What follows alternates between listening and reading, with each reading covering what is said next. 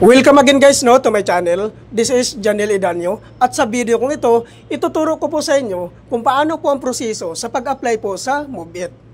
Ito po guys ay para lang po ito sa mga professional driver's license holder po na gustong maging isang part ng MoveIt Rider. Dito po, ibibigay ko po sa inyo kung ano po ang mga requirements po na kailangan po nating i-prepare po bago po tayo pumunta sa MoveIt training facility po sa Fiesta Carnival, Cubao, Quezon City.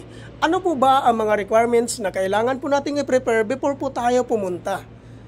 Ang number 1 po na requirements dito guys, which is yung professional driver's license. Number 2, motorcycle ORCR.